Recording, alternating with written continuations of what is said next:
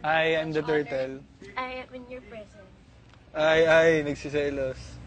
So yun, Jane. Hi, Jane. I am Hello the po. turtle. Hello po. Nice to Hello, meet you po. hi. So natutuwa ako, Jane, dahil ngayon nararamdaman ko na unti-unti tayo nagkakilala, nagiging close. ganun. Nox.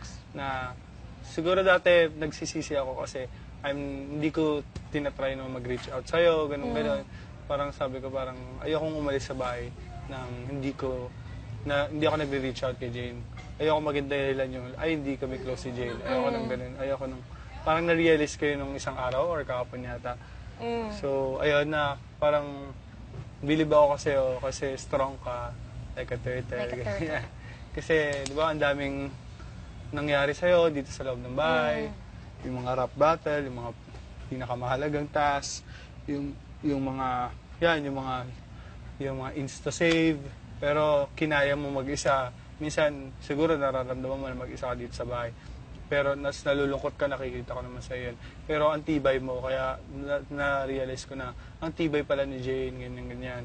Na okay lang, lahat naman tayo dito, meron tayong imperfection eh. Pero ikaw, parang lahat yun, tinake mo. Lahat yun parang, na sinabi sa'yo, parang naging strong ka ba rin. Tapos, alam ko naman, willing kang baguhin lahat. Kung meron man silang nakikita sa'yo, ganyan. Tapos yun, believe lang ako sa'yo kasi ang strong mo talaga, sobra. Parang sabi ko, ngayon kilala ko na si Jane. Si Jane sobrang strong niya. Kaya sinasabi ko sa iba na parang si Jane ang strong niya, believe ako sa kanya. Like a turtle. Oh, like a turtle. Siyempre, inspired ako from you. Oo. Ayun. Tapos yun, maraming salamat and sana, alam ko mag-stay pa ako dito at mas magiging close pa tayo. Sana.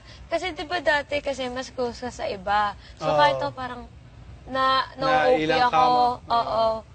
Ganun. Kahit sa iba, ganun din yung parang ayokong lumapit kasi baka OP ako or ma-bored kayo or wala tayong mapag-usapan, ganun. So, ayoko. Pero ngayon na...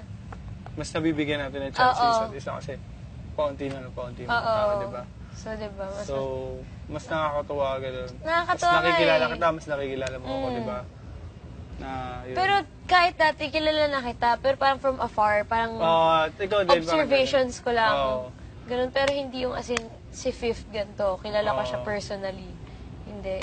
So yun, na-appreciate kita na nagawa ko yung katagang hindi kailangan ng paramihan ng kaibigan, ng paramihan ng napatunayan dapat sa bahay ni Kuya. Diba? Yung kaibigan, kaya mahalaga naman yung kaibigan, pero mas mahalaga yung may napapatunayan ka rito, hindi yung lumulutang ka lang dito na parang pugot na ulo sa bahay ni Kuya, di ba?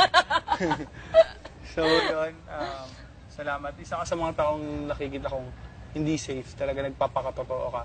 Minsan you can be rude sometimes, pero minsan sa mga task, kailangan mo talaga mag-iba.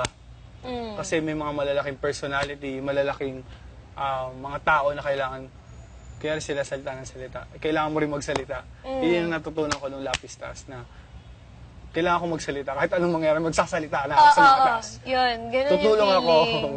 Kasi pag hindi ka rin nag-step up, walang mangyayari.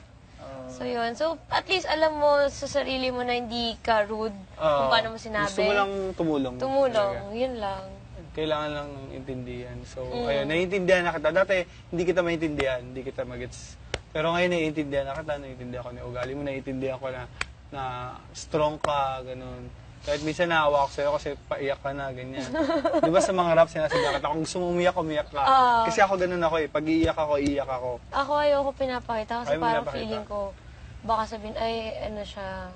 Weak, ganyan. Oo, weak. Hindi, or- yung crying naman, hindi siya sign of weakness. Or parang papansin, parang gano'n. Kasi pansin ko lagi ako umiiyak dito, kahit di ko naman sinasadya.